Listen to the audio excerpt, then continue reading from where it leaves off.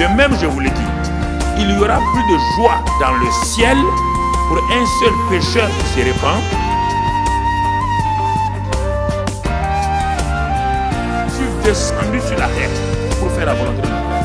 Et la volonté de mon Père, c'est que je ne perde personne. Nous allons parler de une vie sous la conduite de l'esprit. Ou bien vivre sous la conduite ou la direction de l'esprit, c'est la même chose. Alors, pourquoi nous devons vivre sous la conduite de l'esprit? Quand nous devenons chrétiens, quelqu'un d'autre vient vivre en nous. Et il vient vivre en nous dans un seul but, pour nous conduire. Parce qu'il sait que la vie nouvelle que nous allons mener là, nous ne savons pas ce que c'est. Quel que soit notre niveau intellectuel, nous ne savons pas qu'est-ce que la vie de l'esprit.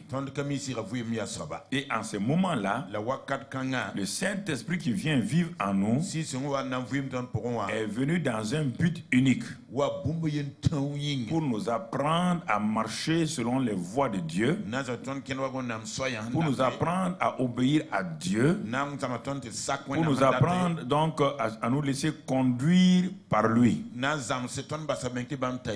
Et si nous refusons cela, donc notre vie devient une vie désordonnée.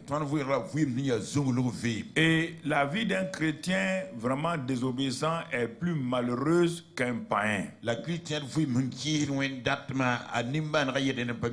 Parce qu'il a le Saint-Esprit en lui, qui au lieu de produire la paix, la joie, par sa désobéissance, par son inconduite, maintenant il est en train de lutter contre quelqu'un qui est plus fort que lui. Et sa vie devient une vie. C'est pourquoi les gens disent, mais quand j'étais même pas chrétien, j'étais plus heureux. Oui, c'est normal. Quand tu n'étais pas chrétien, tu étais contrôlé par Satan.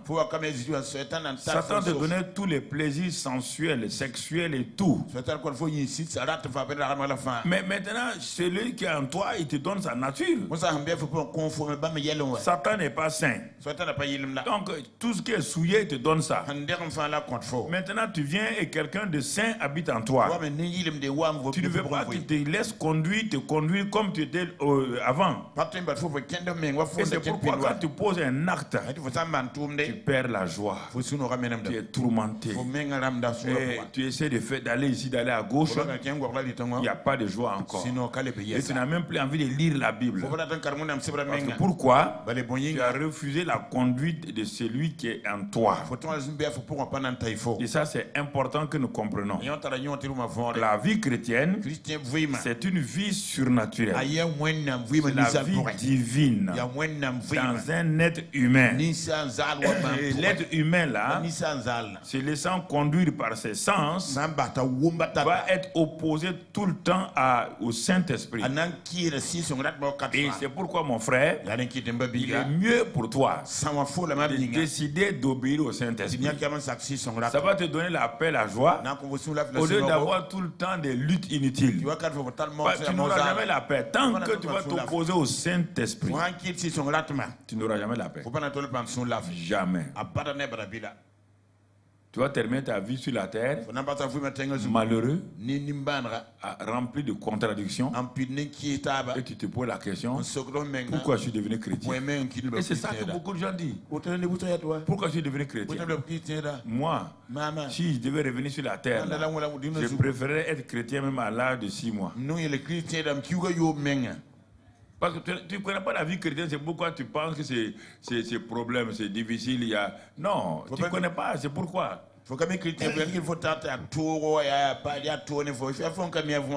Dieu a fait sortir un peuple d'un pays d'esclavage où il était contrôlé, il était esclave. Et c'est étonnant. Quand l'exemple de l'Ancien Testament vient et qu'on va dans le Nouveau Testament, on trouve les mêmes pensées, les mêmes manières de vivre de l'homme.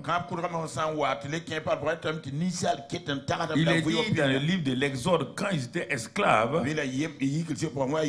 qu'on les frappait, on les fouettait, ils n'avaient pas la joie ni la paix. Et Pharaon venait leur donner tout ce que, tous les résidus autres là dans leur vie. Dieu ayant eu compassion vient pour les délivrer. Il les délivre de la main de Pharaon pour les conduire dans un pays de la promesse, dans le pays où il y a le lait et le miel qui coulent. Mais comme ils ne connaissent pas le chemin, qu'est-ce que Dieu va faire? Dans Exode 13. Exode 13 et au verset 21. On va voir ce que Dieu va faire. Dieu va dire à Moïse. Exode 13, verset 21. Voilà ce que Dieu dit. 13. Donc, disons d'abord même, allons au verset 17. Lorsque Pharaon laissa aller le peuple, Dieu ne le conduisit point par le chemin du pays des Philistins. Quoique le plus proche, c'était le chemin le plus proche.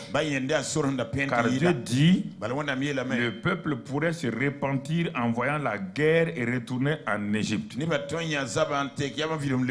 comment Dieu fait sa bonté. Il sait quel est le chemin le meilleur. Et quel est ce chemin le meilleur? Il choisit le chemin du désert. Et il laisse le chemin des Philistins. Le chemin des Philistins, c'est le chemin de la guerre. C'est le chemin des combats inutiles. C'est le combat, c'est le chemin où il y a trop de désordre. Parce qu'il sait, il connaît tous les chemins. Dès le moment où tu décides d'être chrétien, il y a quelque chose que tu dois savoir. Tu es devenu chrétien. C'est-à-dire, tu acceptes une autre vie en toi. Une autre vie en toi. Sois logique là. Accepter une autre vie en toi. Tu ne peux plus te conduire selon ton ancienne vie. Sinon tu auras des problèmes. Ce sera difficile. Donc frères et sœurs, il me semble que ça ne perce pas dans le cœur de beaucoup de gens. Ils ne comprennent pas ça là. La vie nouvelle qui est venue en toi là, les choses anciennes sont passées. On ne peut pas devenir chrétien si on était alcoolique. Devenir chrétien, né de nouveau, boire encore, impossible. C'est que tu n'as pas rencontré Jésus. Non. Vous vivez avec Jésus. Non. Tu es un fanfaron. Tu tournes. Tu es un fanfaron.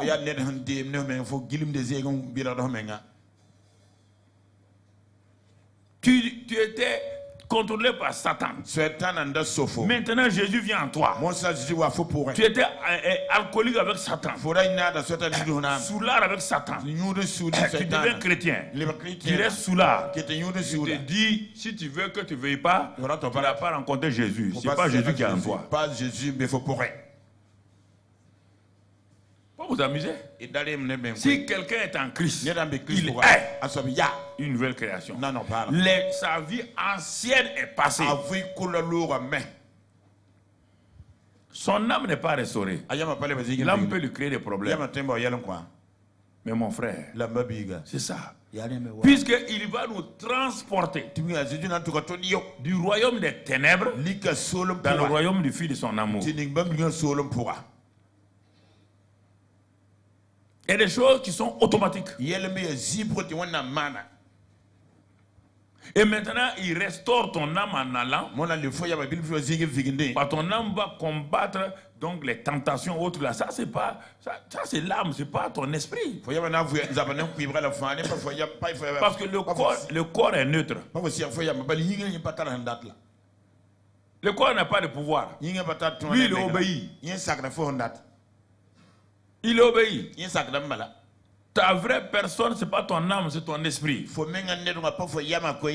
esprit étant rempli de l'esprit de Dieu.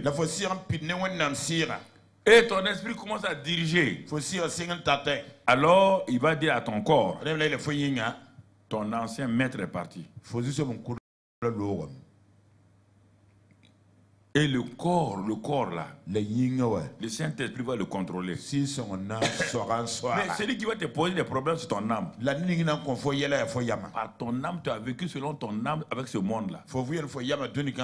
Dans l'âme, il y a la volonté, il y a les sentiments, il y a les émotions, il y a tout ça là.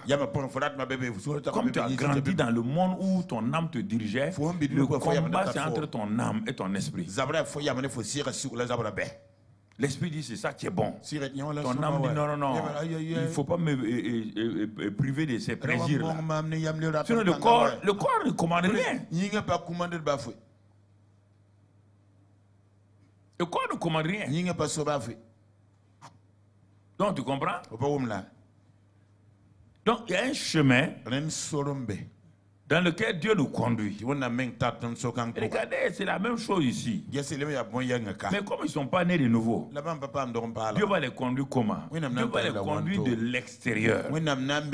Nous sommes conduits de l'intérieur.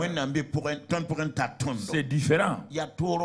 Eux, ils sont conduits de l'extérieur. Regardez comment ils sont conduits par de l'extérieur. Et quand ils partirent, verset 20, quand ils partirent de Sukkot et campèrent à Étam, à l'extrémité du désert. Verset 21, l'Éternel allait devant eux le jour dans une colonne de nuée pour les guider dans leur chemin, et la nuit il les conduit dans une colonne de feu pour les éclairer afin qu'ils marchassent jour et nuit. La colonne de nuée ne se retirait point de devant le peuple pendant le jour, ni la colonne de feu pendant la nuit. Regardez déjà, notre texte qui est là répond à notre thème, une vie sous la conduite de l'esprit. Mais vous allez voir, maintenant ils sont plus en esclave en Égypte. Une vie plus en Égypte. Ils sont plus sous la pression de Pharaon. Et ils sont maintenant sous la direction de Dieu. Écoutez-moi très bien. Ils sont sous la direction de Dieu. Pharaon ne peut plus les commander. Pharaon ne peut plus les humilier. Puisqu'ils ne sont plus en Égypte. Et ils sont sous la conduite de la colonne de nuée et la colonne de feu qui représente le Saint-Esprit extérieurement. Mais vous allez voir que malgré tout cela, il laissait la présence de la colonne de feu. La colonne de feu était là, c'était visible. La colonne de nuée était là, c'était pas loin, puisque c'est ça qui était leur couverture. Il s'était rendu visible. Dans la présence de ce Dieu-là, ils se révoltaient contre Moïse, leur pasteur. Ils s'insultaient entre eux. Il est dit dans le livre de Corinthiens, ils ont fait un veau d'or dans la présence même de Dieu. Ils ont dit, on s'en fout de toi, nous on va faire un Dieu. Ça c'était leur âme. Leur âme qui va les faire périr. L'âme qui pêche, c'est celle qui beurre. C'est pas le corps, c'est pas l'esprit, c'est l'âme. L'âme refuse d'être conduite par le Saint-Esprit. L'âme se rend indépendante. Vous comprenez? Dieu les conduit. Regardez, la nuit, ils sont éclairés, une sécurité parfaite. Vous n'avez jamais vu quelqu'un venir les attaquer la nuit. Parce que la lumière divine la repoussait tous les attaquants. Dans la journée, il était comme sous un climatiseur. Dieu ne voulait pas que ses serviteurs-là soient frappés par la chaleur. Dieu les protégeait de tout. Troisièmement, à cause de cette présence-là, la Bible dit dans le psaume 105 et ensuite dans Néhémie, qu'aucun d'entre eux n'avait un corps faible, ni maladie, ni rien, aucun. Et ce n'est pas fini. Leurs chaussures, leurs pieds ne sont pas gonflés. Les mêmes habits qu'ils ont portés là, les enfants grandissaient, on dirait que les habits aussi grandissaient. La présence de Dieu, ça pourvoit à tout.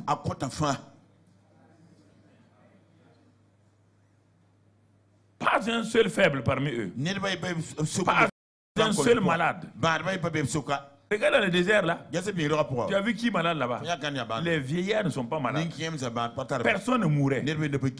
Ils ont commencé à mourir quand leur âme là a commencé à s'attaquer à Dieu. Première série de morts, quand ils viennent à Moïse, et ils ne veulent plus être conduits par Dieu. Et ils veulent faire leur plaisir. Et ils veulent manger, ils veulent boire ce qu'ils veulent. Et Dieu même a envoyé, il a permis que les serpents brûlants sortent du désert et les attaquer. Malgré la présence là, les serpents là sont venus. Et ils ont commencé à mourir sans médicaments. Quand ils ont vu que ce n'est pas bon, ils sont allés crier au même Moïse. Ils disent, nous avons péché contre toi, nous avons péché contre Dieu. Moïse dit, mais c'est ça. Mais je ne vous en veux pas. Dieu m'a placé devant vous pour vous conduire. Mais vous ne croyez pas. Chacun prend son mauvais caractère là, pour s'opposer à moi. Quand je dis quelque chose, vous levez votre caractère. Vous dites, mais est-ce que vous avez vu un serpent me piquer? Vous avez vu le serpent piquer ma femme? Ils ont dit non. Les mêmes serpents ne viennent pas ici, non? Ils ne sont pas là. Est-ce que tu as vu, ils sont dans ma tente? Ils ont dit non. Pourquoi je n'ai pas dit non à Dieu? Pourquoi, malgré la présence de Dieu là, les serpents là peuvent rentrer? Vous devez donner accès au diable. Votre âme a donné accès au diable. Toute réaction que vous avez là, vous faites du mal vous-même. Vous donnez accès au diable et il vous attaque. Ce n'est pas les malédictions des gens. Non, c'est toi-même qui donnes accès au diable. Tu refuses la direction divine. Tu refuses la direction du Saint-Esprit. Tu refuses d'être conduit par le Saint-Esprit. Comme ils sont venus voir Moïse, c'est lui leur chef. Il a pitié du peuple, il est parti chez Dieu. Il dit, ils sont venus. Qu'est-ce qu'il doit faire? J'ai dit, bon, ok. Comme tu es venu plaider devant moi, je vais te donner la solution. Il faut dresser un serpent d'airain. Dieu profite de chaque occasion pour déjà annoncer Christ. Depuis Exode, il commence à montrer Christ.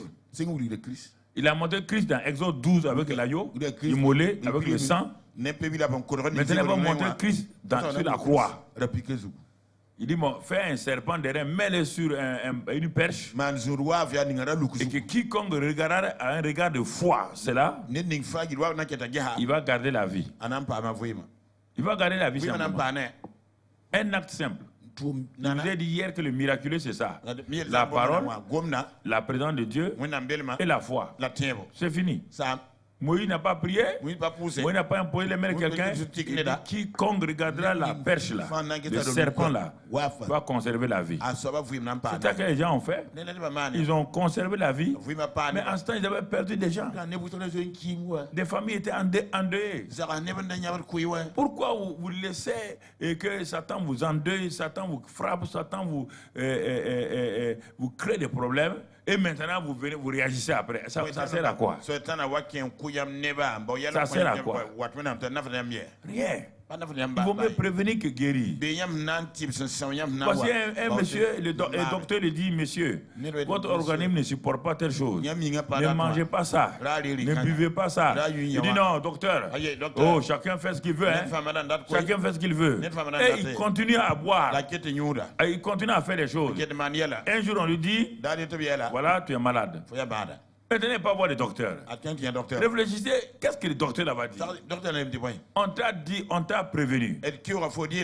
On t'a dit de ne pas faire ça. On t'a dit d'avoir une hygiène de vie correcte. Tu as méprisé. Mais te voilà ici maintenant, donc presque au bord de la mort. Écoutez, frères et sœurs, c'est cela que nous sommes appelés, nous, à vous, à parler à chacun d'entre nous. Mais si tu ne crois pas, maintenant, en ce moment-là, c'est difficile. C'est difficile. Il n'y a pas de solution. C'est que tu sèmes, tu le récoltes. Vous comprenez? Il y a des choses, il faut être un peu à s'arrêter et dire, mais bon, les gens là nous parlent depuis des années là, mais quand même, il faut qu'on regarde. Pourquoi Dieu nous parle de la même manière sous plusieurs formes? Parce que la méthode pédagogique, la meilleure, c'est la répétition. C'est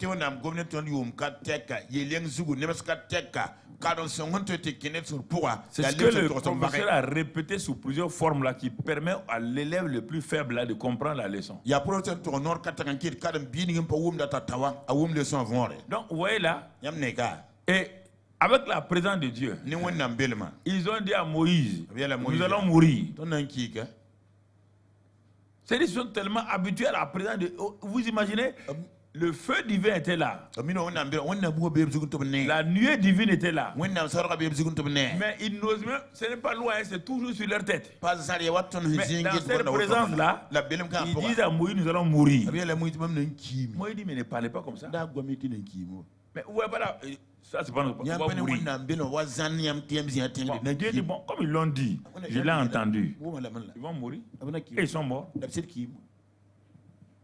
Oui. C'est pas la prière ne peut rien faire ici. Si tu refuses, c'est le président divine. Tu la méprises, mon frère. Les problèmes arrivent.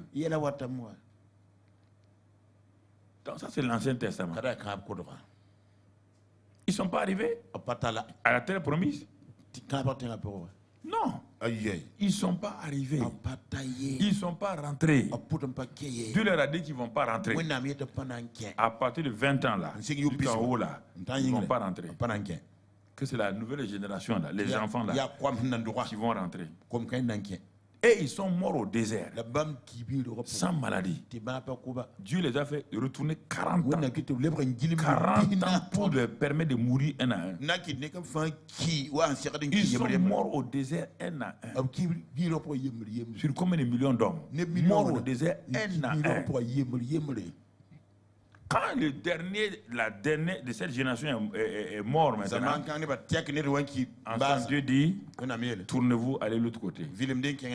Et Dieu dit à Josué, tu prends la relève et tu vas faire entrer le peuple. Alors, pourquoi? Parce qu'ils ont refusé la direction et la conduite divine. Ils ont refusé cela. Alors, frères et sœurs, il y a des choses sur lesquelles on n'est pas devenu chrétien pour chercher des choses. Le christianisme, ce n'est pas une religion. Le christianisme, ce n'est pas un parti politique auquel on vient adhérer. Le christianisme, c'est la vie divine dans un homme. C'est un point, c'est fini. Pour un but divin. Et au moment où tu poursuis ce but divin-là, comme tu vis sur la terre, Dieu te donne les facilités sur la terre pour te permettre d'accomplir lui son but. C'est pas difficile. Il te dit, bon, tu veux accomplir mon but. Tu veux faire ce que je veux. Moi, je vais t'aider à le faire. Je sais que tu es sur la terre là. Je vais te donner des facilités. Je vais te donner la protection. Je vais te donner la sécurité. Mais on n'est pas sauvé pour la sécurité. On n'est pas sauvé pour la provision. Non, ces choses-là vont nous aider. Et ils vont me donner à manger. Ils vont me donner un bon travail. Ils vont me donner de l'argent. Ils vont me donner la protection. Pour faire quoi? Le seul but, c'est d'aller et de faire sa volonté pour que je puisse le rejoindre un jour. C'est pas difficile. Non, non, on n'est pas là pour avoir ceci ou cela. Mais ces choses-là nous accompagnent. Dieu a préparé le pays de Canaan. Ce n'était pas pour qu'ils vivent à Canaan. C'était pour accomplir. Dieu a dit à Abraham, Tu vas révéler au monde qui je suis. Mais pour que tu révèles au monde qui je suis là, il faut que tu sois meilleur et supérieur au monde. Du point de vue matériel, il faut que le monde sache que je suis un bon Dieu. C'est que ça que vous ne comprenez pas. Le problème n'est pas que vous devez être riche. Le problème est que Dieu dit, si tu écoutes, tu ne resteras pas dans la famine. Tu écris dans la Bible partout. Je pourvois tes besoins. Si tu décides de m'honorer, si tu décides de m'élever, si tu décides de me glorifier, tu ne regretteras pas. Tu t'occupes de mes affaires, moi je m'occupe de tes affaires. Non. On veut autre chose. Réfléchissez. Ah, mon problème, quel problème? Tu es en train de faire la volonté de Dieu. Dieu va résoudre ton problème.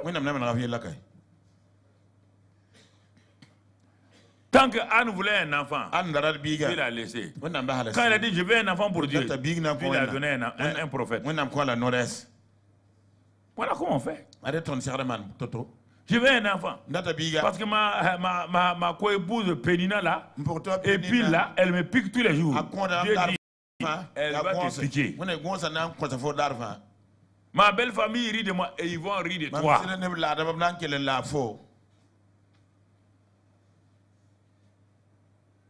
Puis qu'au jour, elle a dit, ah, tiens, on dirait que j'ai entendu la voix de Dieu. Hein. Elle a laissé les flatteries de son mari. Elle a laissé les insultes de sa co-épouse. Elle a tout laissé. Elle dit, je veux Dieu. Dieu dit maintenant, c'est bon. Elle est rentrée. Elle a refusé le gigot. Elle est rentrée. Se mettre devant l'arche du matin jusqu'au soir. Quand elle est sortie de là-bas, une seule journée a suffi. Une seule journée. Changement de mentalité. Une seule journée. Elle est sortie avec un prophète. Parce qu'elle voulait glorifier Dieu. Elle a dit à Dieu. Elle ne sait pas que Dieu cherche un prophète. Elle ne sait pas. Elle voulait un enfant contre sa co-épouse. Mais elle décide maintenant. Voilà sa simple prière. L'enfant que tu veux me donner là, je vais te le prêter toute sa vie. Dieu dit, il n'y a pas de problème. Une simple prière, une simple phrase, tout le ciel est ébranlé. Vous voulez prier, prier, vous voulez prier quoi? Prier. Je vous ai dit, Élie a dit, simplement, le Dieu qui va répondre par le feu. C'est lui qui sera Dieu. Des phrases simples, mais de tout cœur. Elle a eu son enfant, prophète. Dieu va lui donner des garçons et des filles plus tard pour elle-même. Regardez. David a décidé de louer Dieu. Dieu dit tu seras roi. Il n'y a aucun problème. Je cherche un roi. Parce que le peuple avait un roi. Mais j'ai mis un roi qui s'auto-satisfait. Donc, à cause de ça, non. Il dit, David dit, moi, quand il serai roi là, je vais te louer. Je vais t'adorer. Regardez tout ce qu'il a fait.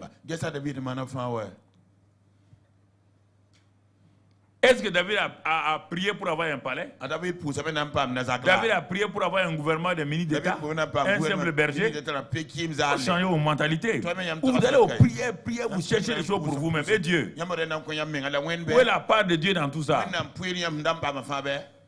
Où est la part de Dieu? Femme, où est la part de Dieu? Où est la gloire de Dieu?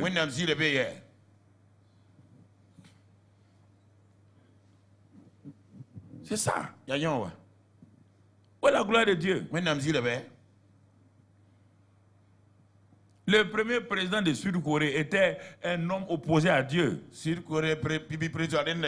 a déchiré le Nouveau Testament quand il était à l'école chrétienne, quand il était petit. Il dit il ne croit pas à la Bible. Il a déchiré à l'école là le Nouveau Testament. À part quand on parle de l'école, il dit que lui, il est révolutionnaire. En ce temps, le Japon avait dominé son pays. Donc, il s'opposait, il était un résistant. Il y a des gens qui se mettent dans des situations inutiles. On l'a pris, on l'a mis en prison. Enfermé dans une prison. Maintenant, il était dans une prison. Il demande au gardien de la prison là-haut. Est-ce qu'il peut avoir une Bible? Le gardien dit, vous voulez une Bible? Oui. On est venu donner une Bible. Quand il a lu la Bible, là, il est tellement convaincu, il s'est mis à genoux dans sa cellule. Il dit, Dieu, si tu me sors d'ici, je vais te servir. Et tu vas sauver mon pays aussi. La main de l'envahisseur. Quand il a prié ça, les alliés sont venus. Ils ont vaincu le Japon. Ils ont libéré la Corée. Comprenez? Quand ils ont libéré la Corée, ils sont venus le libérer. Ils sont venus le libérer parce que c'était un combattant. Mais quand il est sorti de la prison, c'était plus un combattant. C'était un serviteur de Dieu. Les gens ont vu, mais l'homme a changé. Sa détermination était là. Sa foi était là. Mais c'était plus pour la révolution, pour les choses. Non, c'était pour Dieu. Dieu a dit, j'ai trouvé quelqu'un. Il a été, donc les gens ont dit, maintenant, avec ce caractère-là, tu peux être président. Il a été président. Le premier président de la Corée du Sud. C'est ça, frère et soeur. Il luttait pour être président. Il a fini par la prison. Au moment où il luttait plus pour être président, Dieu l'a sorti pour faire de lui président. Comprenez les secrets de Dieu. Hein? Vous luttez pourquoi? David a lutté, un simple berger, il a lutté pour être roi. Non. Non. Absalom a lutté pour renverser son propre père. Il a fini pendu par son âne. C'est son âne qui l'a pendu. Personne n'a tué Absalom. Hein? David aimait son fils là très bien. Mais il a vu que le petit était trop rebelle. Orgueilleux, rebelle. Parce qu'il était très beau. Il avait une longue chevelure. Tout le monde parlait à Absalom. Absalom. L'orgueil est monté. Au lieu de regarder son père David, se laisser conduire par le Saint-Esprit, non. Il a dit aux gens, il s'est arrêté à un carrefour. Tu veux aller où? Chez le roi. Il dit non, non. Chez le roi, on ne résout pas les problèmes. Mets-toi derrière moi ici. Tous ceux qui venaient pour aller au palais, pour chercher, il dit mettez-vous derrière moi. On avait dit au roi David, Absalom a fomenté, il fomente quelque chose contre toi. Et David dit, il est avec qui? On a dit les gens qui sont avec lui. David dit, je dois me chercher. Si mon fils Absalom là, il avait ces chances-là, on ne peut pas le résister. Et David a commencé à fuir. Quand il fuyait, écoutez-moi, il dit Dieu, je te remets tout. Et les gens ont profité pour insulter David. Les soldats qui étaient fidèles à David là, ont voulu tuer. Non, c'est Dieu qui permet ça. Dieu est dans cette affaire, il ne sait pas comment il est dans cette affaire. Il ne sait pas comment il est dans l'affaire là. Je reviendrai, ne vous en faites pas. Comment, je ne sais pas. Il est revenu. Mais avant de revenir, Absalom qui a attaqué brusquement. Quand David a repris, donc le Saint-Esprit l'a aidé à reprendre le contrôle. Absalom fuyait maintenant.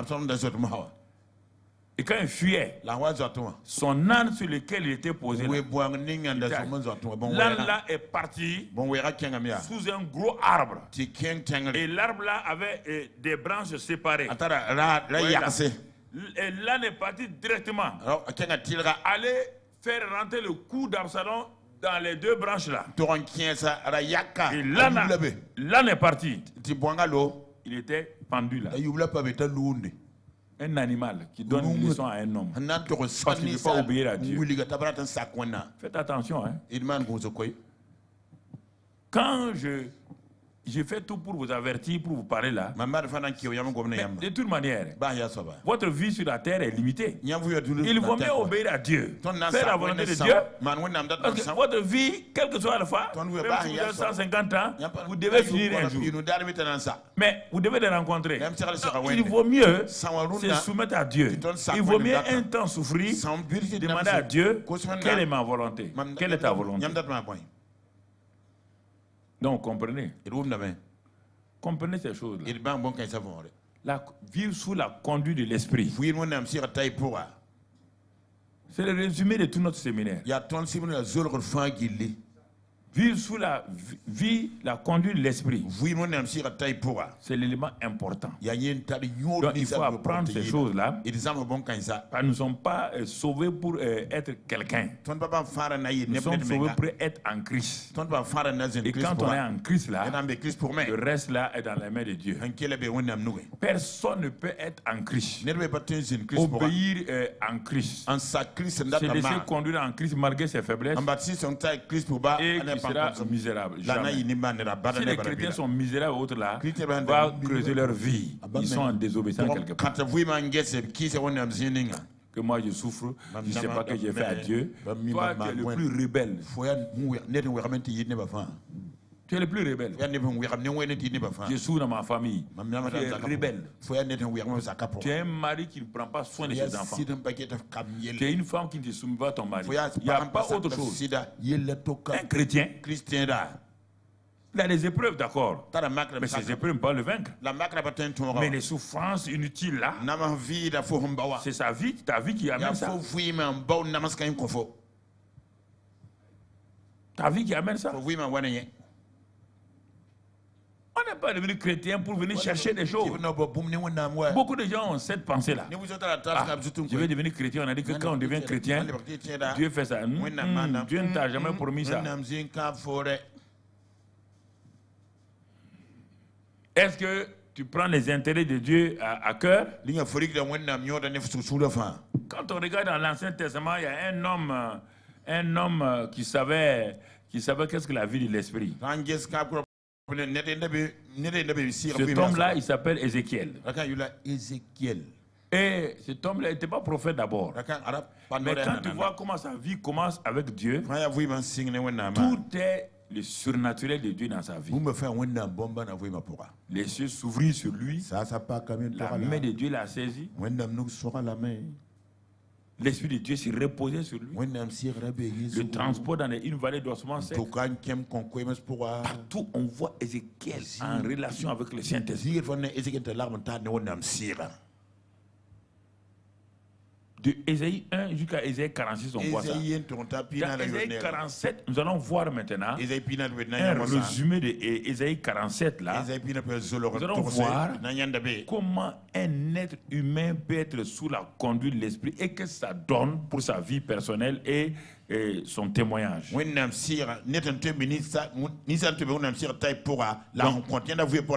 va commencer donc dans Ézéchiel 47.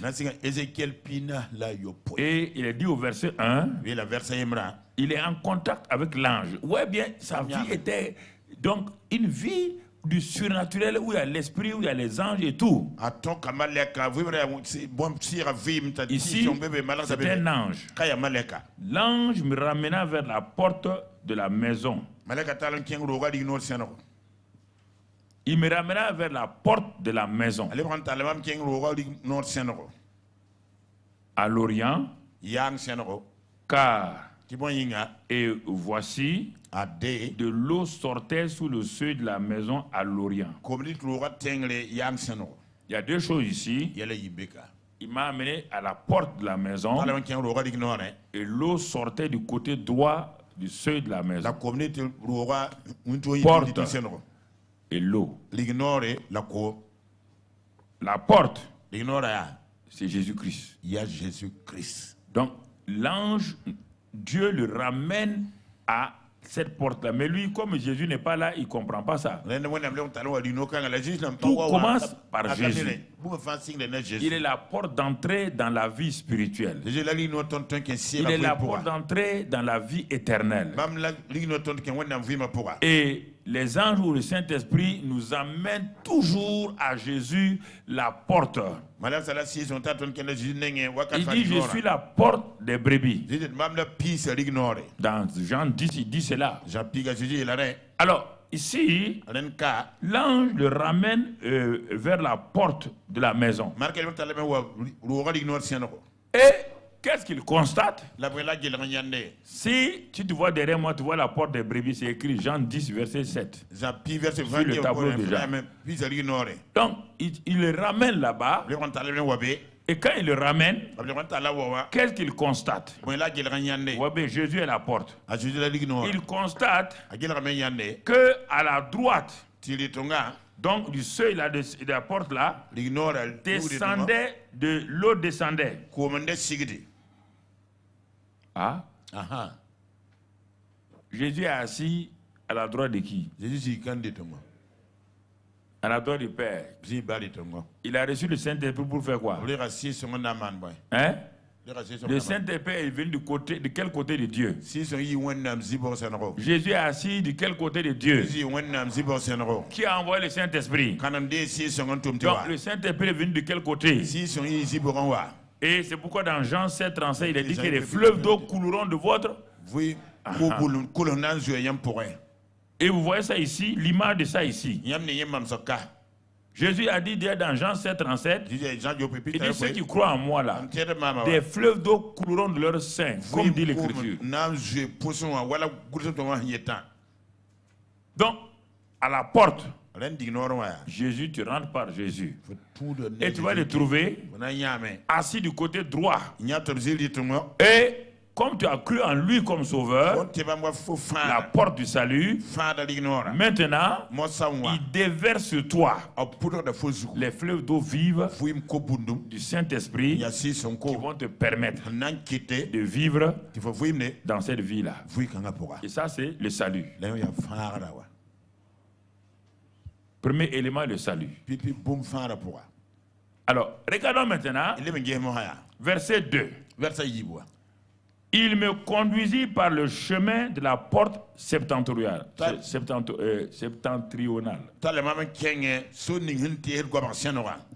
Il me conduisit par quoi? Par le... Qui est le chemin? Ah, ok. Tout l'Ancien Testament, c'est l'ombre de Jésus seulement. L'Ancien Testament n'a pas donné pour autre chose, pour annoncer Jésus. Il est la porte, il est celui qui est assis à la droite du Père, il a reçu le Saint-Esprit et il l'a répandu, comme vous le voyez. Maintenant, pour vivre dans la vie chrétienne, on prend un chemin. Ce chemin encore, c'est Jésus. C'est Jésus. Et toi, tu ne veux pas prendre ce chemin-là. Toi, tu as tes propres chemins. Non. Il le conduisit par le chemin, donc, de la porte septentrionale. Et sur ce chemin-là, qu'est-ce que Dieu, il me conduisit par le chemin. Et on va lire dans Romains 8, 14, qui conduit, qui nous conduit. Romains 8, 14. Dans ce passage de Romains 8, 14, la Bible dit que ceux qui sont conduits par le Saint-Esprit sont fils de Dieu. Maintenant, la conduite, vivre sous la conduite de l'Esprit va commencer. Le salut est venu par la porte. Le Saint-Esprit est descendu du côté droit. Et le Saint-Esprit dit maintenant, on va commencer la marche. Mais on fait la marche là sur le chemin. Tout en laissant mes fleuves d'eau vive et abonder. Donc, c'est pourquoi il dit Romains 8, 14, c'est ceux qui sont conduits par le Saint-Esprit qui sont fils de Dieu. Mais le verset 16, il dit le Saint-Esprit témoigne à notre esprit que nous sommes enfants de Dieu. Si tu ne connais pas la différence entre ces deux là, le verset 16 et le verset 14 de Romains 8, le verset 14 dit que quand tu deviens enfant de Dieu, le Saint-Esprit témoin que tu es enfant de Dieu. Ça, c'est le salut. Mais être conduit là, ce sont les fils qui sont conduits. Les fils, ça veut dire des gens matures, des gens qui décident de se soumettre à la seigneurie du Saint-Esprit, qui reconnaissent ça. Et tu vas voir ce qui s'est passé dans l'Ancien Testament, ça peut se passer de la même manière dans ta vie. Dieu a décidé de conduire son peuple sous la conduite de la colonne de nuée et de feu. Ils ont refusé. Ça les a coûté cher. Ici, Dieu nous conduit par le Saint-Esprit. Et là encore, nous résistons.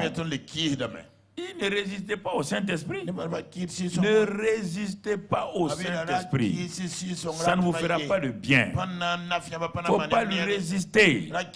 Vous ne tirerez aucun bien de la résistance au Saint-Esprit. Aucun bien. N'oubliez pas que Jésus a dit, quand on pêche contre lui, il n'y a pas de problème. Quand on pêche contre le Père, il n'y a pas de problème. Le Saint-Esprit n'aime pas qu'on pêche contre lui. Il faut que tu comprennes ça. Là, il est intransigeant. Il n'aime pas. Il n'est pas venu pour s'amuser. Lui, il ne sauve pas les gens. Lui, il ne pardonne pas les gens. Lui, il conduit et il frappe.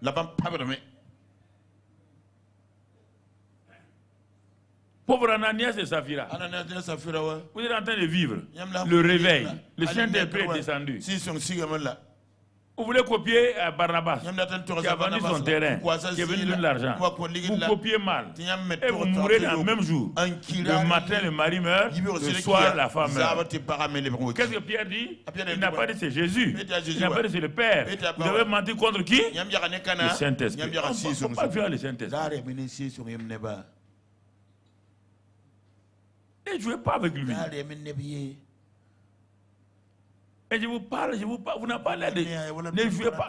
Lui c'est pas son problème. On ne joue pas avec lui. On ne pêche pas contre lui. Jésus nous a prévenus. Si on pêche contre lui, sur cette terre, on n'est pas pardonné. Là-haut, on n'est pas pardonné. Non, notre vie est finie. Même si tu as cru en Jésus. Fais attention.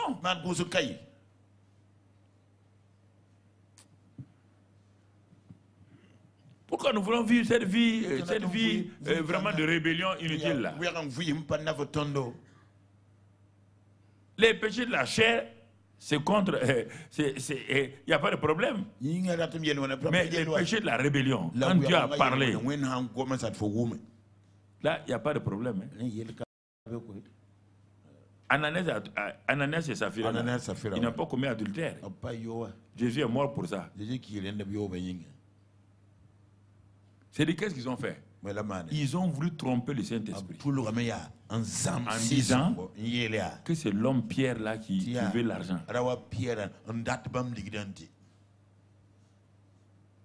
Donc vous comprenez? Il y a les péchés de la chair. Quand tu confesses, tu es pardonné. Il y a les péchés de manipulation. Là. Tu connais la vérité. Tu ne veux pas dire la vérité. Tu veux utiliser le mensonge pour nuire. Tu fais des choses. Le Saint-Esprit n'aime pas ça. Il n'aime pas ça. Il n'aime pas ça. Il faut être vrai avec lui. S'ils avaient dit, entre eux, ils sont assis. Mais Pierre les a vus. En esprit, Pierre les a vus. Ils auraient pu dire, bon, on va vendre le terrain, on va enlever une offrande, apporter. Mais quand il a demandé c'est tout, il dit oui c'est tout. Tromper, mentir au Saint-Esprit. Parce qu'il croit il croit que l'homme qui est assis là, oui, c'est un homme. Mais tu as oublié que le Saint-Esprit est en lui. Tu as oublié que le Saint-Esprit est en lui. Et que ce que tu viens faire, le Saint-Esprit lui révèle. Et il rit à ton nez et tu te laisses partir et tu as des problèmes. Essayez jamais de tromper un homme de Dieu, d'essayer de manipuler. Ça ne vous sert à rien. Rien. Tu comprends? Ceux qui sont conduits par le Saint-Esprit sont fils de Dieu, ils sont mûrs. Ils font attention à leur manière de vivre. Ils sont mûrs. Et c'est pourquoi Jésus n'a pas reçu le Saint-Esprit tant qu'il n'était pas mûr. Jésus dit, le Père dit dans Luc 3, 21, tu es mon fils, tu es mon ouyos. Pas mon techno, techno c'est enfant. Les enfants, le Saint-Esprit témoigne aux enfants qui sont enfants de Dieu. Les enfants aiment les témoignages. Ils aiment qu'on les touche, ils aiment sentir. Ça, et le témoin du Saint-Esprit est là. Mais les fils, ils sont conduits. Jésus est mûr selon les pensées du Père. Il peut faire le ministère. Le Saint-Esprit vient sur lui. Le Père lui dit, tu es mon ouyos. Maintenant tu vas. Et c'est pourquoi Luc 4, 1 dit, Jésus rempli et conduit par le Saint-Esprit. Il n'a plus de volonté. Le Saint-Esprit dit, tu laisses tomber les outils des charpentiers. C'est fini. Oublie ça. Oublie. Jésus n'a plus touché à aucun outil des charpentiers. Et il allait de lieu en lieu, conduit par le Saint-Esprit. Il veut nous conduire, nous refusons. Il veut nous conduire, nous refusons. Et il s'oppose à nous. Et tu sais que c'est le Saint-Esprit qui s'oppose. Tu le sais, tu perds la paix. Mais la chair là veut quelque chose. Le Saint-Esprit dit ne va pas ici. Non, non, non, on s'en va. Et voilà un problème, un accident. On dit Dieu ne nous a pas protégés. La plupart des gens, c'est ça. La plupart des gens, c'est ça. Un homme et sa femme sont morts. Apparemment, ils étaient des bons chrétiens dans l'église. Tout le monde dit, ah, mais pourquoi Dieu est des gens sérieux comme ça? Quelques années plus tard, qu'un voisin est venu dire à l'église là, vous accusez votre Dieu là. Monsieur et sa femme là, voilà comment ils vivaient. L'église a attrapé sa tête.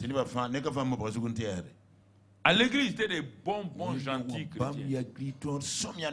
L'autre côté là, leur témoignage n'était pas bon. Faites attention. Soyez vrai quand vous êtes seul. Soyez vrai quand vous êtes en public. Vous ne pouvez rien cacher à Dieu. Rien. C'est la seule chose qui me fait peur. De vouloir vivre une vie double. Une vie double, ça ne te sert à rien. Une vie cachée, ça ne te sert à rien. Rien et rien et rien.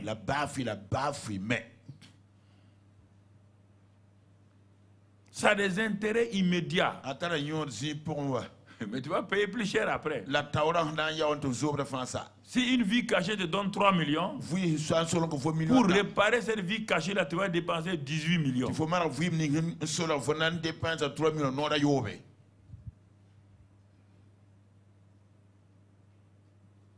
Si je vole l'argent, je vole l'argent de mon service. Le jour qu'on me prendra, je vais payer le prix en allant à une maison de correction.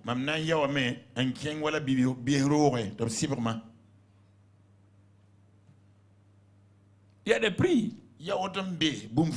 Donc, cherchons les récompenses de Dieu, la direction de Dieu.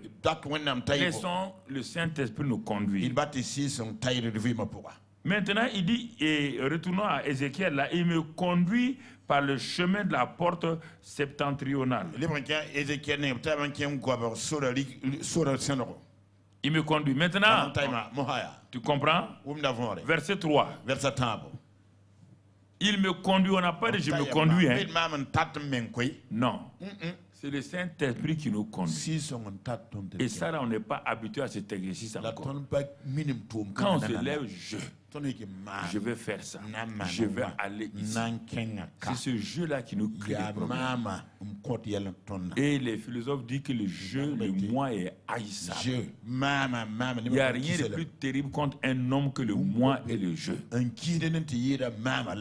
L'ennemi terrible de tout homme, c'est son moi et son jeu. En ce moment, il ne tient plus compte de quelqu'un. Il ne tient plus compte d'un homme âgé. Un homme âgé, une femme âgée peut parler à ce garçon ou cette fille-là. Il ne tient plus compte. Un homme intellectuel peut parler, il ne tient plus compte. Le moi et le jeu, c'est terrible. C'est l'ennemi numéro 1 de l'homme. Je suis libre. Je vais faire ça. Non, moi je ne rends compte à personne. Ça que cette personne n'ira pas loin. Elle va mal finir. C'est pourquoi on te dit il me conduit. Le Saint-Esprit conduit. On n'a pas dit je me conduis. Non. Même avec la voiture là, le chauffeur te conduit. C'est ça. On te parle. Et qu'est-ce qu'il va, comment il va conduire? Quelle est la conduite du Saint-Esprit? Le verset 3 nous parle. Le verset 3 nous parle. Il dit lorsque l'homme, on dit l'homme là, mais en réalité c'est l'ange d'Éternel. Puisque Jésus même se disait fils de l'homme. Lorsque l'homme s'avança vers l'Orient, donc l'homme était devant. Il avait dans sa main un cordeau, une corde. Et il va faire quoi? Il mesura 1000 coudées, c'est-à-dire 1000 mètres. Et il me fit traverser l'eau. Ah, il me conduit. C'est pas moi qui traverse l'eau. Est-ce que vous entendez? Pourquoi vous partez rapidement? Tu connais la route? Dieu a dit à Israël, vous n'avez jamais emprunté ce chemin. Vous ne connaissez pas la route, la voie. C'est pourquoi mon Saint-Esprit, par la colonne de... Puisqu'il n'est pas en vous, il sera extérieur. Et quand il s'arrêtait, quand la colonne s'arrêtait, le peuple s'arrêtait. Quand la colonne bougeait, le peuple bougeait. Mais regardez, c'est ça qui te dit. Qu'est-ce que l'homme a fait? Il a mesuré 1000 mètres. Il a mesuré 1000 mètres. Et quand il a fait ça, il va inviter Ézéchiel. C'est-à-dire c'est nous. Il me fit traverser l'eau. L'eau du Saint-Esprit, là, on ne va pas comme ça. Les fleuves d'eau vive, là, on ne part pas au hasard. Oh, tout cela, c'est sous la conduite de l'Esprit Saint. Et l'Esprit Saint, il sait quelle est ta capacité. Qu'est-ce que tu peux supporter? C'est pourquoi il va étape par étape.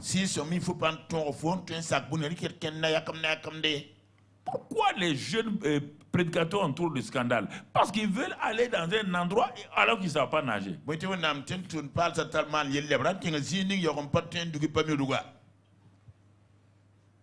J'ai vu on a montré la mort d'un jeune là comme ça et il ne sait pas nager. Ils étaient assis avec des garçons et filles. Et puis les autres la riaient de lui. Qui c'est même pas un garçon. Si c'était un garçon, il n'a qu'à nager, on va voir. Tu ne sais pas nager. On n'a qu'à te demander si tu es garçon ou tu n'es pas garçon. Il faut rester tranquille. Mais vous riez, souvent c'est ça, vous voulez montrer aux gens tu n'as pas la capacité. Tu ne sais pas nager. Et comme il y avait des filles, vous pouvez montrer aux filles là qu'il est un garçon. Quand il a plongé, mon ami, il est parti au fond de l'eau. C'est un caillou qui est tombé. Quand tu ne sais pas nager, tu es un caillou. Et les autres là, Ils ont regardé. Ils ont vu, il ne sort pas. Mais il n'est pas sorti. Il ne sait pas nager. Ils ont eu, par leur moquerie, ils ont eu un cadavre comme ça. Mais il va aller dire quoi aux gens? Il va aller dire quoi aux gens? Voici toute la question. Laissez-vous conduire. Il a mesuré 1000 coudées. Il dit, ma fille, toi tu es à 1000 coudées, premier 1000 coudées là. Non, moi je n'aime pas ça. Hein? Moi je suis, non, le Saint-Esprit dit que ta vie, là, la vie que tu mènes là, c'est une vie de 1000 coudées. 1000 coudées. Et les 1000 coudées là, ça t'amène où?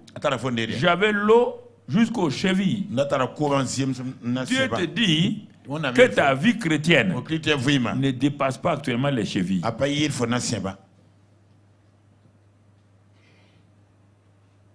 C'est-à-dire ta vie chrétienne là, n'essaie pas d'aller faire des grandes choses, c'est simplement d'aller évangéliser. Cette capacité là. L'onction qui est dans ta vie là, c'est l'onction de témoin. Sois fidèle dans les petites choses. C'est ça. Non, tu veux conseiller, non. Je dis, ma fille, mon fils, l'onction de ta vie là, c'est l'onction des chevilles. Je veux admirer tes beaux pieds. Qu'ils sont beaux les pieds qui annoncent la bonne nouvelle. Moi je suis content de ça. Si moi je dis que tes pieds sont beaux, parce que tu amènes les gens à Christ. Sois satisfait. Sois satisfaite, ma fille. Toute marche commence par les pieds et les chevilles. Si tu as de bonnes chevilles, tu peux aller loin. Le Saint-Esprit a fermé d'abord tes chevilles. Ta marche quotidienne pour te permettre d'aller de lieu en lieu. Même un enfant peut marcher sans de bonnes chevilles. Tout enfant commence par là d'abord. Avant de devenir champion du monde avec la médaille d'or. Écoutez-moi s'il vous plaît. L'enfant qui est là, il ne peut pas devenir champion du monde sans avoir laissé la préparation donc, de sa maman pour le faire tenir d'abord sur ses pieds, des chevilles fortes.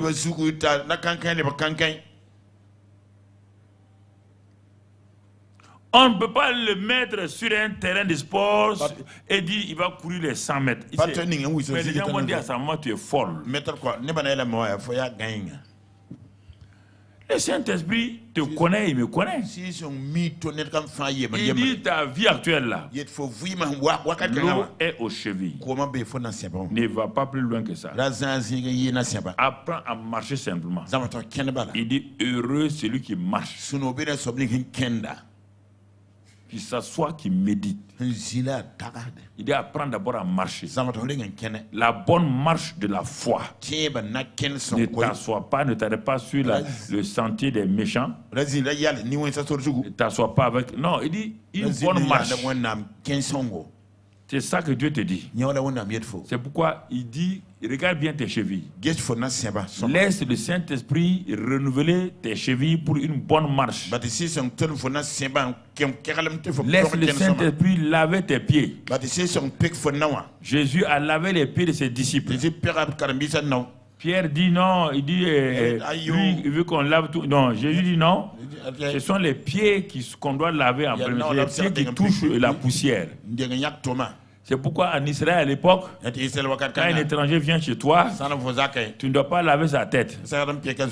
Tu dois laver d'abord ses pieds. Tu dois purifier ses pieds. Le Saint-Esprit vient pour purifier notre marche. Il veut nous apprendre à sanctifier notre vie, notre marche quotidienne. Comme ça, nous apprenons à marcher dans l'obéissance, dans la sanctification. Il nous apprend ça parce que Plus tard, il va faire de nous des champions, mais si on refuse dès maintenant, nous aurons des problèmes.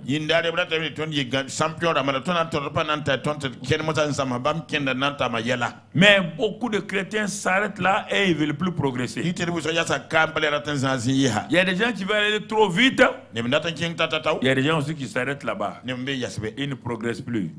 Ils ne vont pas voir la joie du Saint-Esprit.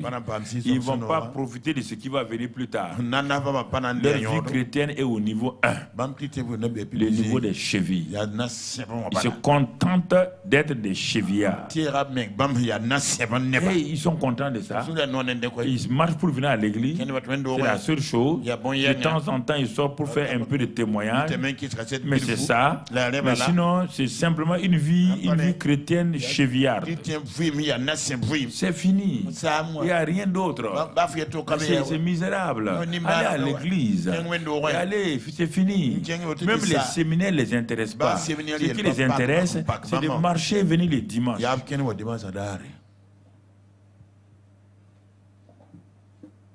Marcher, venir les dimanches.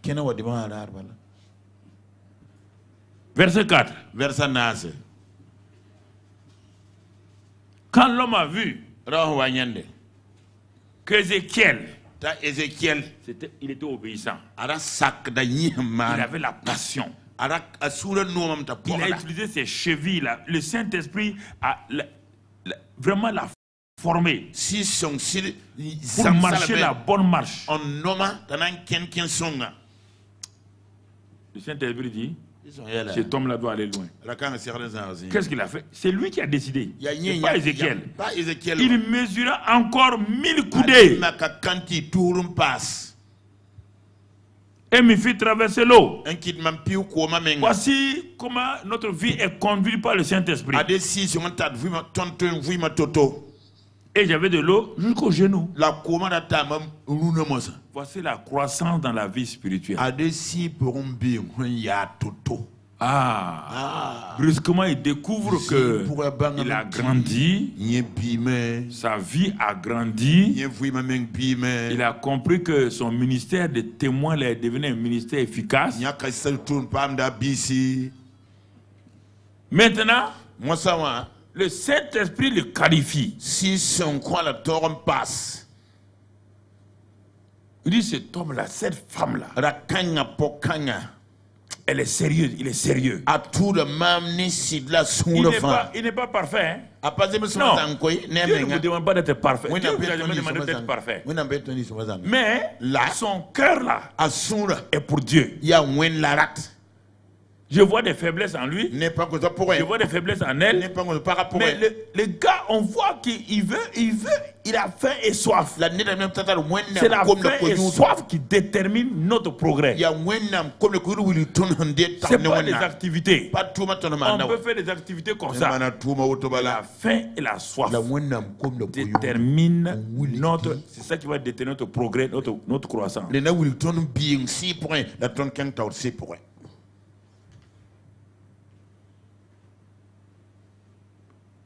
Et le Saint-Esprit a mesuré 1000 coudées. Et il le fit traverser. C'est lui qui rend capable. Il le fit traverser l'eau. Et il avait de l'eau jusqu'aux genoux. L'homme a découvert brusquement que sa vie spirituelle a changé. Mais il a découvert qu'il est rentré dans une autre vie, une autre phase. La phase d'une vie de prière, d'une vie d'intercession fructueuse. Les genoux, c'est ça, la génouflexion. Il a compris quand il priait, mais sa vie de prière a changé. Parce que ses chevilles ont été affermies. Il a témoigné de Dieu.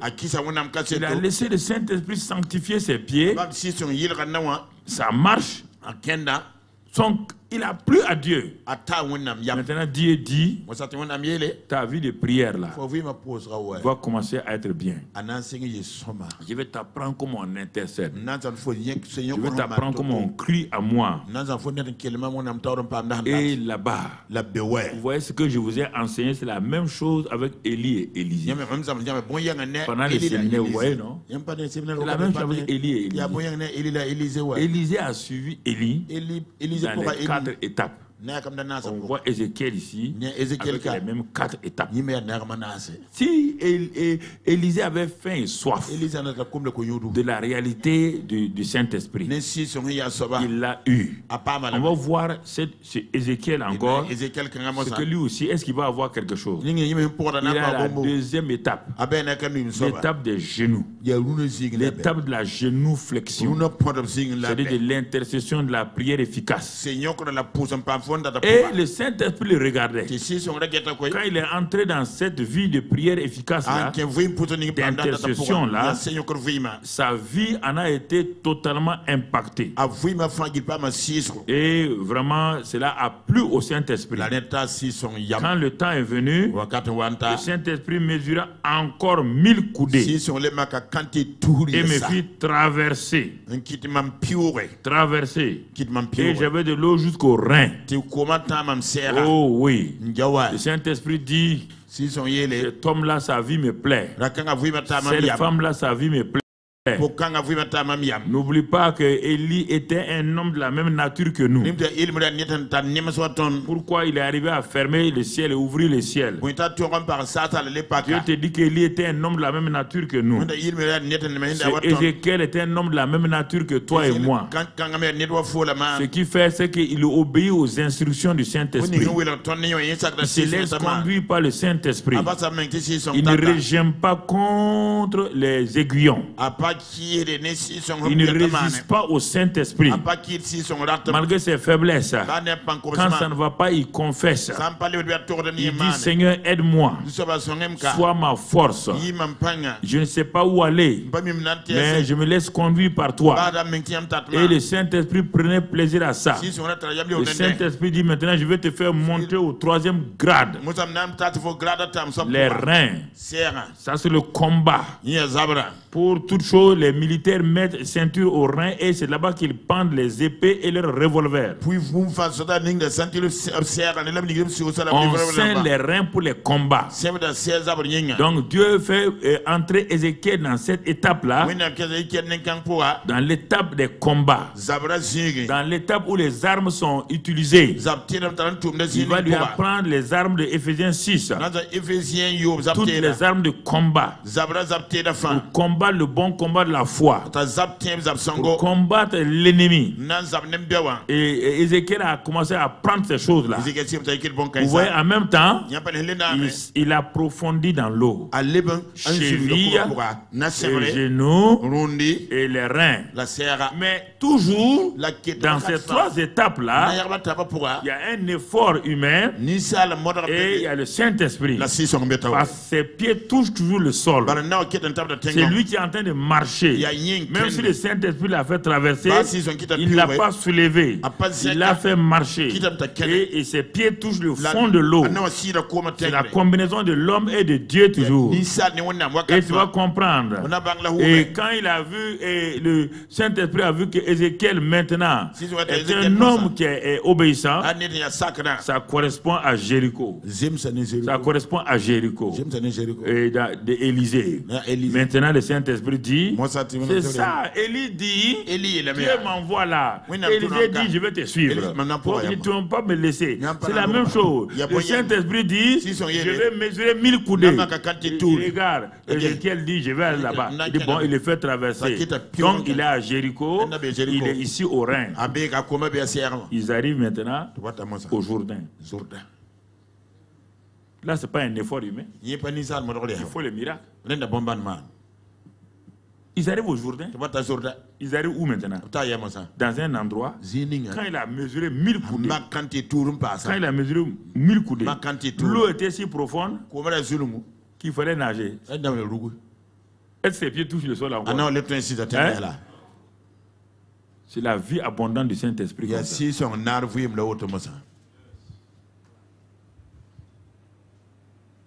Qui supporte qui? Ici, là, qui supporte qui? C'est l'eau qui veut quoi?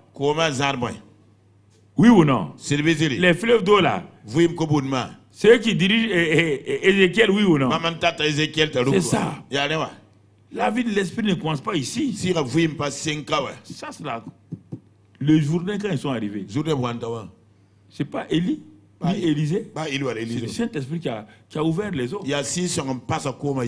Le Saint-Esprit ici, Ézéchiel dit, donc il y a une vie comme ça.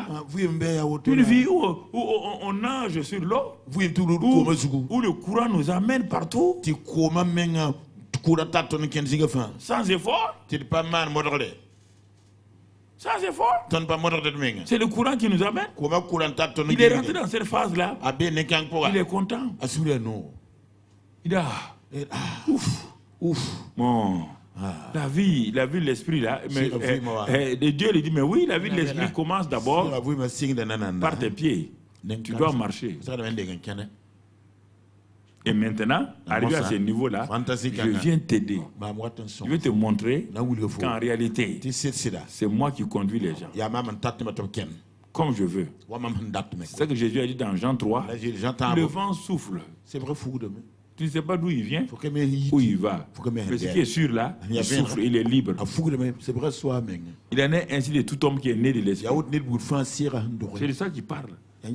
La plénitude du Saint-Esprit est là.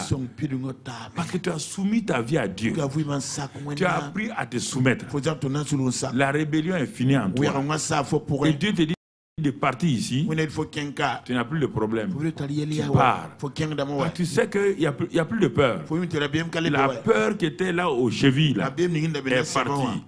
La peur qui était là aux genoux là, est partie. La peur qui était là dans les reins là, est partie. Parce que tu voulais contrôler ta vie. C'est pourquoi tu marchais. Tu voulais être sûr que tes deux pieds sont sur le sol.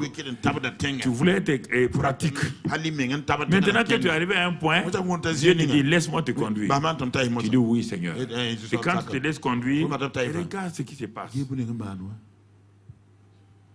La peur s'en va. Cette peur de perdre le contrôle là, c'est pourquoi on s'agrippe. C'est pourquoi on a les deux pieds sur terre. Et attention, hein, c'est pas où le Saint-Esprit va m'amener. Il faut rester raisonnable. Dieu ne dit pas non, mais continue à avancer. Tant que tu n'avances pas là, si tu restes l'eau aux chevilles là, tu n'auras jamais confiance en Dieu. Ta vie est remplie de doutes, de haut et de bas. De haut et de bas. C'est vrai que tes pieds sont rafraîchis. Tes pieds, ta marche est sanctifiée. Mais il n'y a aucune assurance en toi. Et quand tu te laisses conduire à la prière efficace, la prière au niveau des genoux, tu commences à avoir des résultats. Mais jusqu'à présent, il y a des moments où tu as des difficultés. Quand tu vas jusqu'au rein, tu combats le bon combat de la foi avec toutes les armes qui sont là. Mais malgré tout cela, il y a encore des rudes combats. Et le Saint-Esprit dit, tu as vu tout ça là. Je t'amène maintenant dans la vie abondante de la plénitude de l'Esprit. Tu es toujours là, hein? Tu n'as pas changé. Mais c'est lui qui te porte. Tu t'imagines? Un homme qui se laisse aller par les courants d'eau. Mais les courants d'eau de qui? Du Saint-Esprit. Ils ne vont pas t'apporter dans des ravins.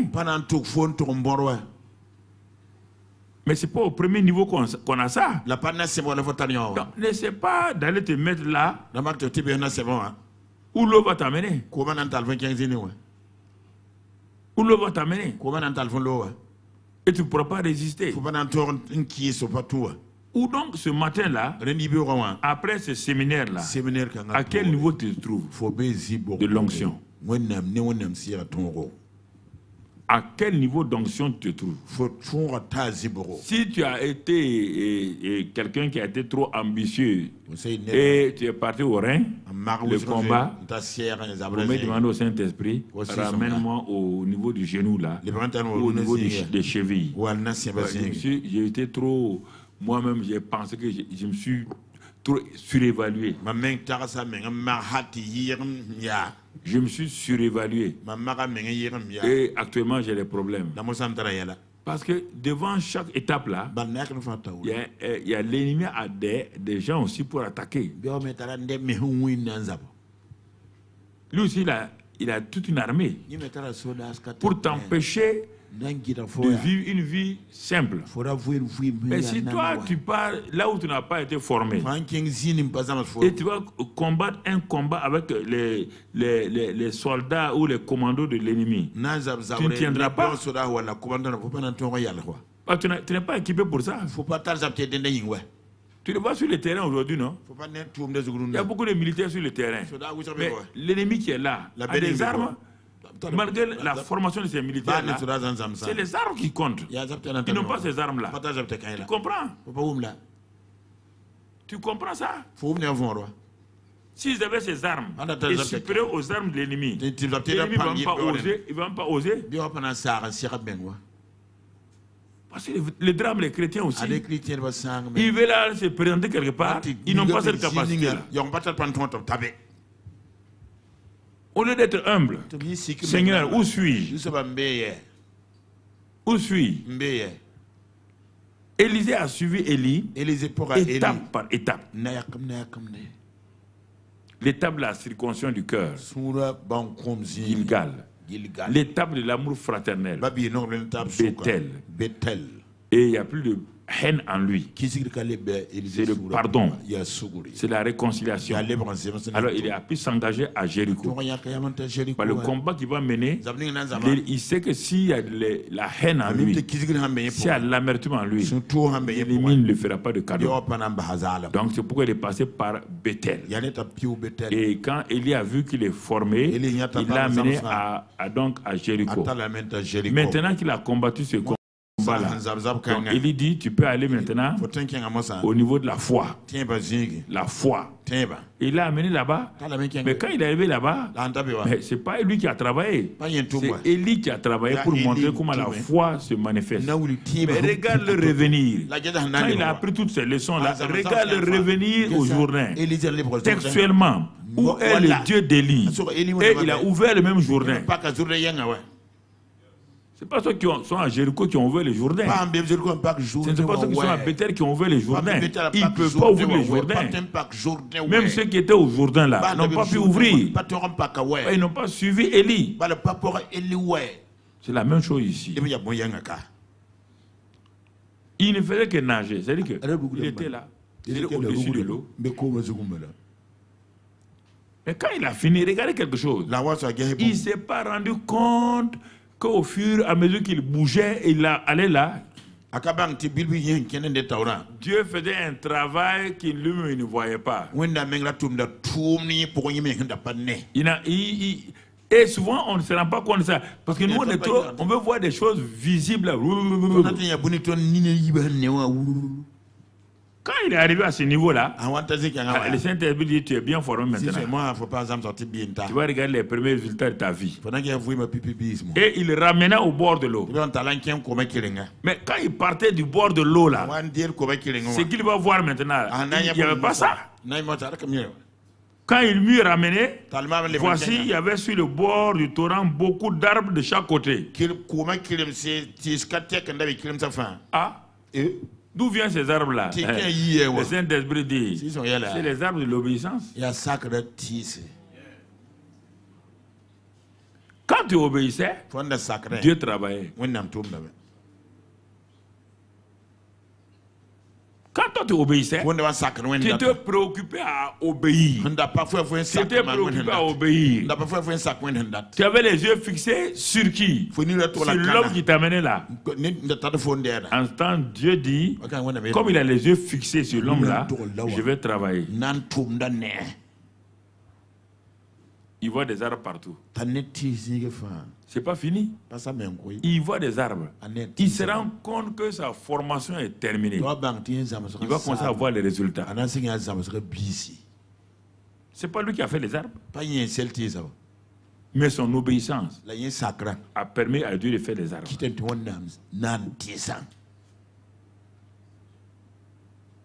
Ton obéissance, c'est un investissement qui permet au ciel de faire des choses. L'obéissance de Daniel a permis à Dieu d'envoyer Michael pour combattre Satan au deuxième ciel. Si Daniel s'était arrêté, il n'allait pas voir le résultat. Il n'allait pas voir le résultat. Il a vu des arbres partout. Beaucoup d'arbres. De chaque côté. Mais pourquoi je n'ai pas vu ça? Il dit, mais c'est normal. Tes yeux étaient fixés sur quelqu'un, non? Est-ce que tu regardais à gauche, à droite? Beaucoup de gens regardent à gauche, à droite. Regardent à gauche, à droite. Qu'est-ce que Dieu est en train de faire? Non. Il dit, et courez la course ayant les regards fixés sur qui? Jésus, le chef et le consommateur de votre foi.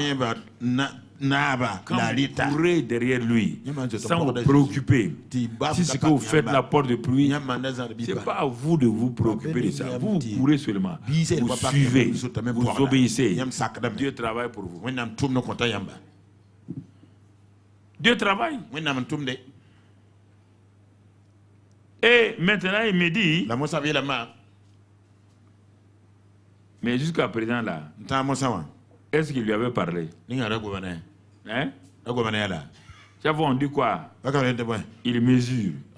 Il me fait traverser. Dieu a, le Saint-Esprit a parlé? Non. Maintenant il va parler. Ah, le Saint-Esprit n'a qu'à me parler. Il ne va pas te parler. Il ne parle pas à un désobéissant. Il me dit, cette eau-là que tu as vue là, de laquelle tu es sorti là, tu sais, c'est une eau spéciale. Hein? Elle va couler vers le district oriental. Et descendra dans la plaine. C'est-à-dire que le fait que tu as obéi au Saint-Esprit, Dieu te dit que cette onction qui est sur ta vie là, regarde son impact maintenant. Ta vie personnelle est terminée et ta vie de ministère commence. Cette onction qui est sur toi là, elle va t'amener où? Et puisque cette eau là coule, elle descendra dans la plaine et va entrer dans la mer. Et dans la Bible, la mer c'est toujours le monde. Un homme qui n'a pas appris à marcher dans les fleuves ne marchera pas dans la mer. Les fleuves rafraîchissent. Les fleuves coulent. Les fleuves sont... La mer ne coule pas. Elle est salée.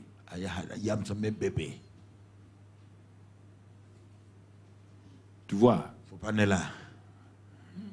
Les fleuves d'eau vive là vont permettre à ta vie de témoin, de ministère, d'aller dans la mer,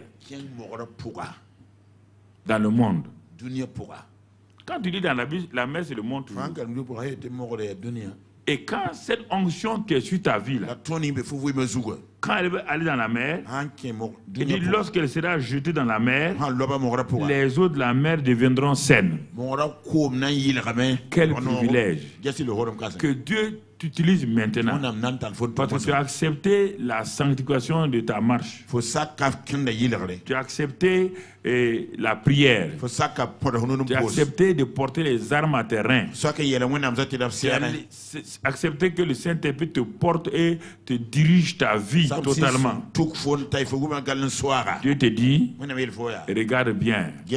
Maintenant, ce fleuve-là, ce fleuve dans lequel tu es là, regarde les résultats. Ces eaux vont couler dans la mer et les eaux de la mer deviendront saines. Premier résultat. Quand tu as obéi, les eaux de la mer deviennent saines. Deuxième résultat, tout être vivant qui se meut vivra partout où le torrent coulera. Et il y aura une grande quantité de poissons. Regarde maintenant. Deuxième résultat, les poissons, ce sont les âmes. Tu seras un gagneur d'âmes. Tu as commencé à marcher pour prêcher la bonne nouvelle. Tu n'as pas vu beaucoup de résultats. Mais au moins, toi, tu plantais la bonne nouvelle dans le cœur des gens. Tu travaillais. Et le résultat est là maintenant. C'est lui qui produit le vouloir et le faire selon son bon plaisir. Toi, tu as obéi. C'est pourquoi il dit travailler à votre salut avec tremblement. Toi, tu as travaillé avec le Saint-Esprit. Regarde le résultat. C'est Dieu qui produit une grande quantité de poissons. Ah non, Seigneur. Il dit, mais oui, mon fils, ma fille, c'est normal. Tu as été fidèle.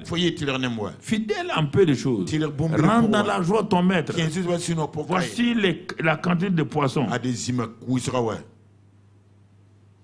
Car là, où cette eau arrivera, les eaux deviendront saines et tout vivra partout où parviendra le torrent. Tu vas apporter la vie abondante aux gens. Tu vas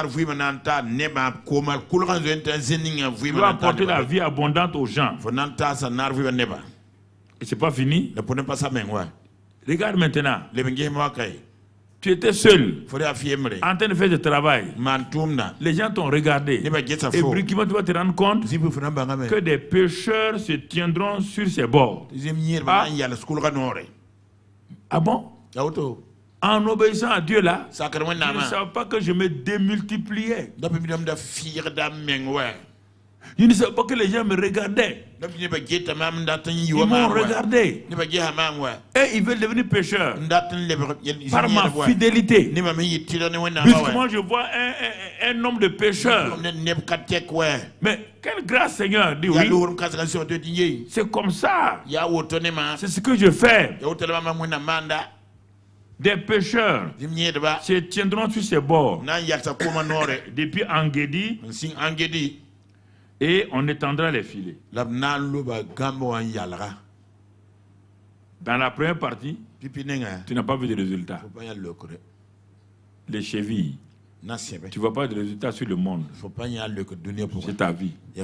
Les genoux, ta vie de prière personnelle, c'est amplifié.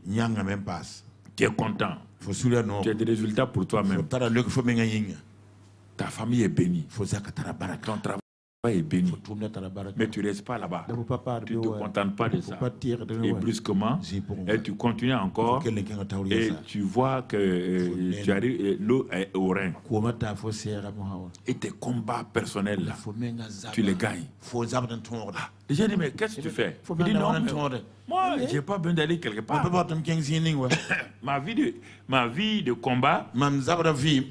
Ma vie de combat, mon frère, ma soeur, ma vie. Vous voyez? Je gagne tous mes combats. Combat contre le péché, combat contre la pauvreté. Ça, c'est les reins. Je suis fixé sur l'auteur de la foi. Ma vie personnelle est boostée. Mais Dieu dit qu'il n'y a pas la vie intérieure, il y a la vie publique. Quand je me réveille et que je suis dans la vie plénitude, reviens. Il y a la deuxième étape maintenant. Et quand il me fait sortir de l'eau, il dit, regarde, les arbres sont partout. Il dit, d'où viennent les arbres là? Il dit, c'est ça. Tu as été fidèle. Moi, je produis des choses. Il dit, cette eau qui est dans ta vie, cette onction-là, regarde ce qu'elle va faire. Regarde là. Les eaux sont assainies.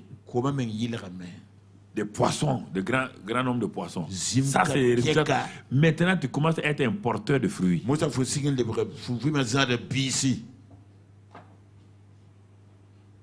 Une grande quantité de poissons. Et des gens qui te regardaient vont venir vers toi. Et tu vas former un grand nombre de pêcheurs qui vont jeter leurs filets.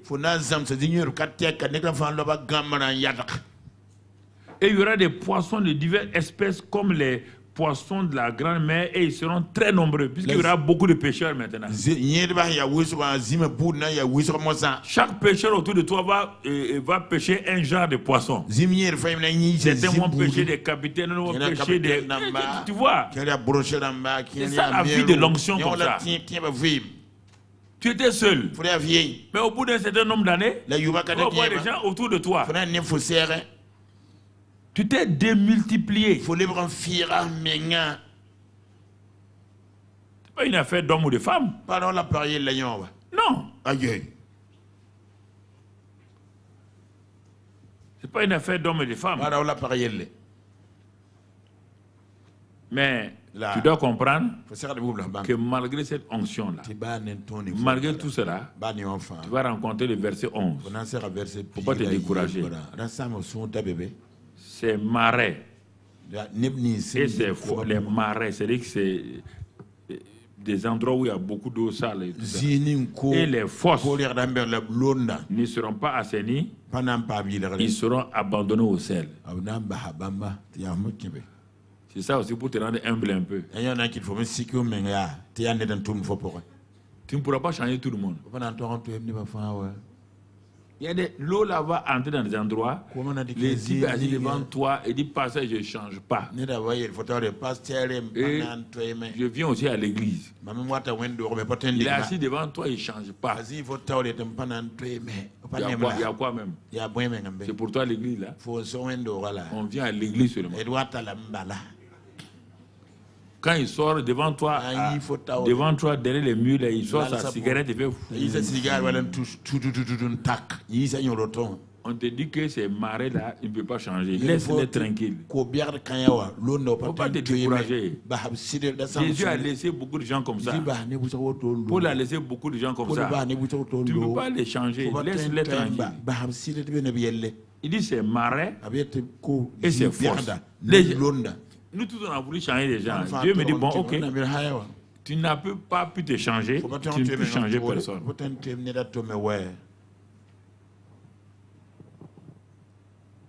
C'est marais, c'est force.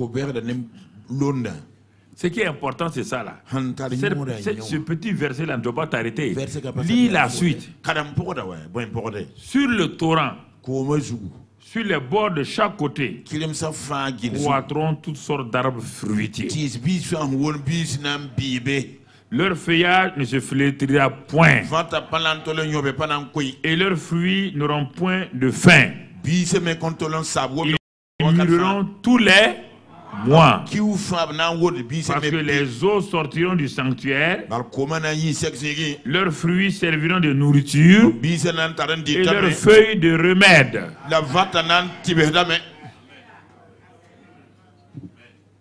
C'est pas mieux ça? C'est Galates 5, 22 et 1 Corinthiens 12. Le fruit de l'esprit, les dons de l'esprit sont devant toi. Le fruit, c'est Galates 5, 22. Les feuilles, c'est 1 Corinthiens 12. C'est les dons spirituels. Les deux sont là dans ta vie maintenant. Quand tu as été obéissant, tu as marché, tu as obéi, malgré les difficultés, et voici les résultats. Frères et sœurs, c'est le résumé de tout le séminaire. Que tu comprennes ça. Quand tu comprends ça, tu ne vas pas te décourager. Tu vas arriver à bon port. Parce que le Saint-Esprit va te conduire. Le Saint-Esprit va te diriger. Ne regarde pas tes faiblesses. Ne regarde pas tes imperfections. Regarde, mais ne désobéis pas. S'il n'aime pas là, quand il te dit de faire ça, fais-le. Fais-le. Et tes péchés, au fur et à mesure, seront purifiés. Au nom de Christ Jésus, la grâce de Dieu est sur toi. La paix de Dieu est sur toi. L'amour de Dieu est sur toi. La victoire divine est pour toi.